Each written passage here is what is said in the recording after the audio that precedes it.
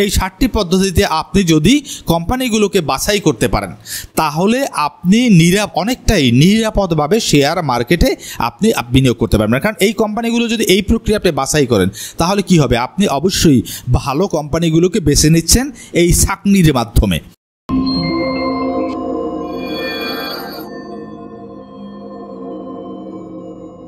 প্রিয় দর্শক, অনেকেই আমাকে হোয়াটসঅ্যাপ করে শেয়ারের নাম জানতে চান যে তারা কোন শেয়ারটি কিনবেন। এটি যে শুধু আমাকেই ফোন করেন সেটি নয়, তারা যাকে অভিজ্ঞ মনে করে তার কাছে তারা জানতে চায় যে কোন শেয়ারটি কিনবে। এটি দ্বারা এটাই বোঝায় যে তারা নিজেরা সিদ্ধান্ত নিতে পারেন না যে কোন শেয়ারটি তারা কিনবেন।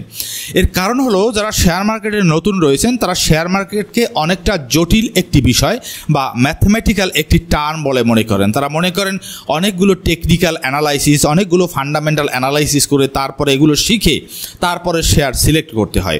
এই ধরনের ধারণা তাদের মধ্যে তৈরি হয়েছে বলেই তারা নিজেরা শেয়ার সম্পর্কে বা কোন শেয়ারটি কিনবেন এই সিদ্ধান্তটি নিতে ভয় পান। কিন্তু শেয়ার মার্কেট কি আসলেই এতটা জটিল?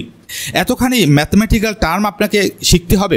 প্রিয় দর্শক, আপনি যদি বিশেষজ্ঞ হতে চান তাহলে হয়তো আপনাকে অনেকগুলো ম্যাথমেটিক্যাল টার্ম, অনেকগুলো ফান্ডামেন্টাল অ্যানালাইসিস শিখতে হবে। কিন্তু আপনি নতুন অবস্থায়ও কিংবা আপনি যদি একদম নতুনও হয়ে থাকেন, আপনি যদি সামান্য কিছু বিষয় ফলো করে শেয়ার ক্রয় করেন বা শেয়ার বাছাই করেন তাহলে আপনিও কিন্তু নিরাপদে শেয়ার বাছাই করতে পারবেন এবং আপনার পুঁজিকে নিরাপদ রেখে আপনি কিন্তু শেয়ার মার্কেটে ব্যবসা পরিচালনা করতে পারবেন। প্রিয় দর্শক, আজকের ভিডিওতে আমি একবারে নতুন হিসাবে কিভাবে শেয়ারের ফান্ডামেন্টাল অ্যানালাইসিস করবেন বা কোন কোন ক্রাইটেরিয়ার ভিত্তিতে আপনি সহজ পদ্ধতিতে শেয়ার সিলেক্ট করবেন সেই পদ্ধতিগুলো নিয়ে এখানে আলোচনা করা হবে। প্রিয় দর্শক, আপনি যদি একদম নতুনও হয়ে থাকেন তাহলে আপনার ভয় পাওয়ার কোনো কারণ নেই। আপনি প্রাথমিকভাবে যেটি করবেন সেটি হলো আপনি আপনার বাড়িতে বা ঘরে যে পণ্যগুলো ব্যবহার করেন, আমি আবারও বলছি, আপনার ঘরে নিশ্চয়ই আপনি কিছু সাবান ব্যবহার করেন, পেস্ট ব্যবহার করেন, আপনি বিস্কিট ব্যবহার করেন, আপনি ফ্রিজ ব্যবহার করেন, আপনি টিভি ব্যবহার করেন, এভাবে নানা ধরনের পণ্য আপনি আপনার ঘরে প্লাস আপনার আত্মীয় স্বজন, বন্ধুবান্ধব, পাড়া প্রতিবেশী ব্যবহার করে। আপনি এ ধরনের বেশি প্রচলিত বা বেশি ব্যবহার করা হয় এ ধরনের পণ্যগুলোর একটা তালিকা আপনি তৈরি করবেন। তো এই ধরনের পণ্যগুলোর তালিকাগুলো তৈরি করার পর এরপরে আপনি যা করবেন, ধরুন আপনি একটি পণ্য সিলেক্ট করলেন যে এই পণ্যটি আমি ব্যবহার করি, তখন আপনি কি করবেন, ওই পণ্যটির কোম্পানিটির নামটি আপনি খুঁজে বের করবেন যে এই পণ্যটি কোন কোম্পানির পণ্য। সেই কোম্পানির নাম দিয়ে আপনি গুগলে সার্চ করবেন। ধরুন আপনি এ কোম্পানির একটি পণ্য ব্যবহার করেন, তখন আপনি গুগল ক্রোমে গিয়ে আপনি লিখবেন এ কোম্পানি শেয়ার প্রাইস বা আপনি লিখবেন বি কোম্পানি শেয়ার প্রাইস, অর্থাৎ কোম্পানিটির নাম লিখে সামনে লিখবেন শেয়ার প্রাইস। এভাবে যখন সার্চ করবেন তখন ওই শেয়ার প্রাইসটি চলে আসবে। কারণ এরকম সার্চ করতে কেন বলছি, আপনি যতগুলো পণ্য ব্যবহার করেন হতে পারে সবগুলো কোম্পানি কিন্তু শেয়ার মার্কেটে লিস্টেড বা তালিকাভুক্ত নয়। কারা কারা শেয়ার মার্কেটে তালিকাভুক্ত এটি বের করার জন্য আপনাকে এই কাজটি করতে হবে যে নাম দিয়ে শেয়ার প্রাইস দিয়ে আপনাকে সার্চ দিতে হবে।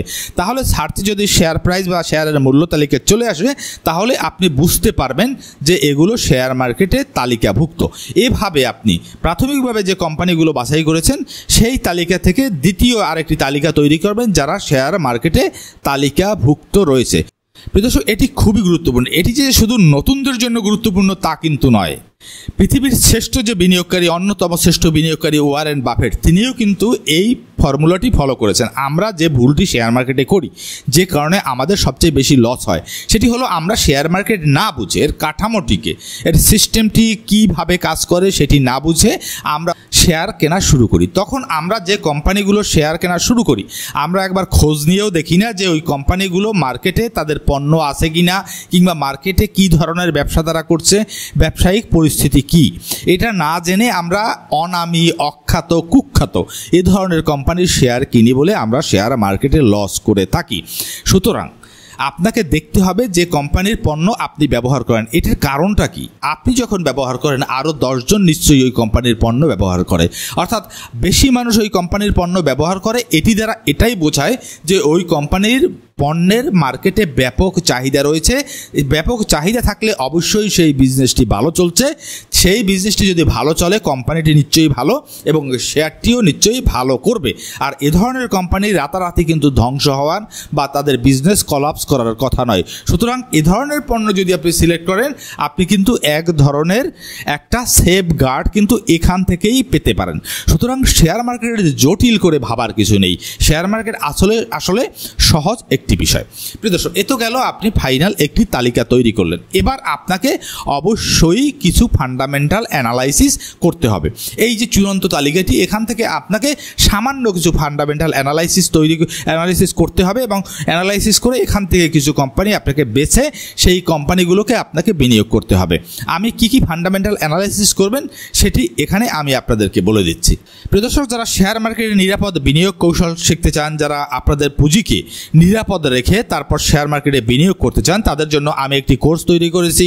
কোর্সটি হলো safe investment guideline.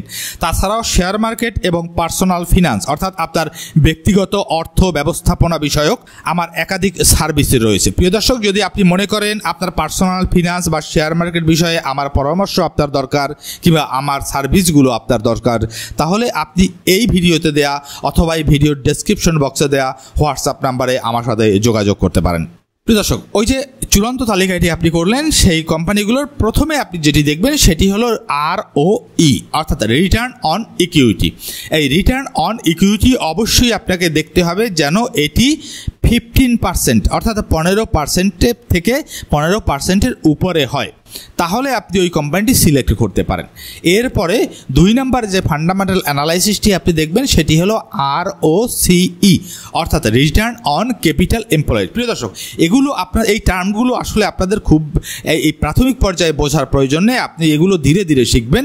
Fundamental analysis এই টার্মগুলো কাকে বলে, কিভাবে এগুলো বের করতে হয়, এগুলো সাধারণ বিনিয়োগকারী অনেকে না বুঝলেও চলে। শুধু আপনাকে বুঝে প্রাথমিকভাবে এটুকু বুঝলেই চলবে যে এই টার্মগুলোর মান কি হলে আমি সেটিকে ভালো হিসাবে ধরতে পারি। সুতরাং ROCE আপনাকে অবশ্যই ROE এর মতো 50% থেকে 50%-এর উপরে থাকতে হবে।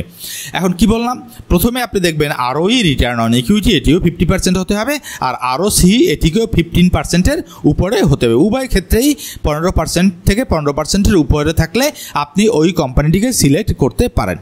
এরপরে আপনি দেখবেন যে ডেপ্ট টু ইকুইটি রেশিও অর্থাৎ ওই কোম্পানির যে মূলধন বা ইকুইটি রয়েছে তার বিপরীতে তার কি পরিমাণে ঋণ রয়েছে, এটি বোঝায় ডেপ্ট টু ইকুইটি রেশিও দ্বারা।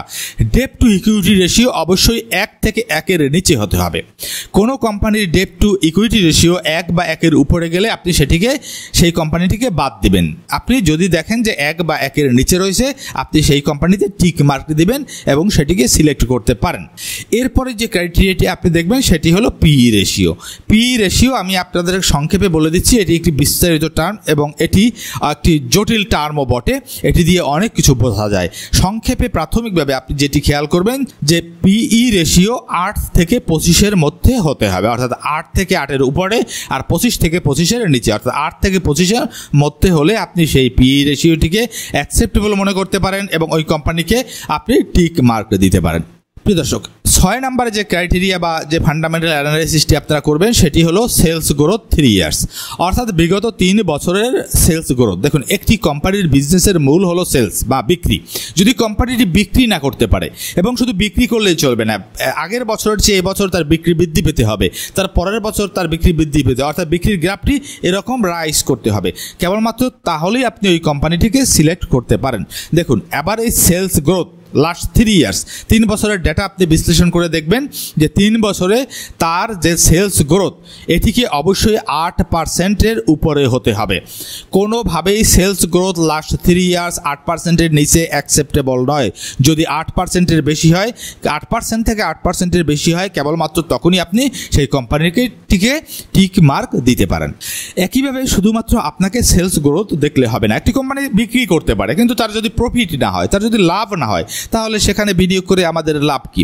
সুতরাং যেমন করে আপনাকে বিক্রি বৃদ্ধি দেখতে হবে, পাশাপাশি লাভ বৃদ্ধি পাচ্ছে কিনা কোম্পানি সেটিও দেখতে হবে। সুতরাং 7 নম্বরে যে ফান্ডামেন্টাল অ্যানালাইসিসটি আপনারা করবেন সেটি হলো প্রফিট গ্রোথ লাস্ট 3 ইয়ার্স, অর্থাৎ বিগত 3 বছরের তার যে লাভের পরিমাণ সেটি বৃদ্ধি পেয়েছে কিনা, এবার এই যে ক্রমাগত বাড়ছে কিনা, এটি অবশ্যই আপনাকে সতর্কতার সাথে বিবেচনা করতে হবে। সেক্ষেত্রে আপনি দেখবেন লাস্ট 3 ইয়ার্সের যে প্রফিট গ্রোথ সেটিকে অবশ্যই 8% থেকে 8%-এর বেশি হতে হবে। দেখুন, সেলস গ্রোথ হতে হবে 8 থেকে 8-এর বেশি এবং প্রফিট গ্রোথও হতে হবে 8% থেকে 8%-এর বেশি। প্রিয় দর্শক, এই যে পদ্ধতিগুলো বললাম আমি আরেকটু রিভাইভ করে দিচ্ছি। প্রাথমিকভাবে আপনি চেনেন, জানেন, আপনি ব্যবসা বোঝেন, খুবই পরিচিত এরকম পণ্য যেসব কোম্পানির রয়েছে সেই কোম্পানিগুলোকে আপনি সিলেক্ট করবেন এবং এই যে সামান্য 60টি আমি ফান্ডামেন্টাল অ্যানালাইসিসের টার্ম বলে দিলাম, এই 60টি পদ্ধতিতে আপনি যদি কোম্পানিগুলোকে বাছাই করতে পারেন তাহলে আপনি অনেকটাই নিরাপদভাবে শেয়ার মার্কেটে আপনি বিনিয়োগ করতে পারবেন। কারণ এই কোম্পানিগুলো যদি এই প্রক্রিয়া আপনি বাছাই করেন তাহলে কি হবে, আপনি অবশ্যই ভালো কোম্পানিগুলোকে বেছে নিচ্ছেন এই ছাঁকনির মাধ্যমে বা এই ফান্ডামেন্টাল অ্যানালাইসিসের মাধ্যমে, এবং সেখানে আপনার লসের পরিমাণ কমে যাবে বরং আপনার লাভের পরিমাণ বেড়ে যাবে। প্রিয় দর্শক, শেয়ার মার্কেটকে এত কঠিন বা জটিল মনে করার কোনো বিষয় নেই। শেয়ার মার্কেট আসলেই খুবই সহজ বিষয় যদি আপনি ঠিকমতো সেটি ধরতে পারেন বা বুঝতে পারেন। প্রিয় দর্শক, আশা করি আজকের ভিডিওটি আপনাদের উপকারে এসেছে। যদি ভিডিওটি উপকারে এসে থাকে তাহলে আমার ভিডিওতে লাইক, কমেন্ট এবং শেয়ার করে আমার পাশে থাকুন। আপনাদের লাইক, কমেন্ট এবং শেয়ার আমাকে মোটিভেট করে আপনাদের জন্য আরও এই ধরনের ভিডিও নিয়ে আসতে। প্রিয় দর্শক, দেখা হবে নতুন আরেকটি ভিডিওতে। সে পর্যন্ত সকলকে ধন্যবাদ, ভালো থাকবেন।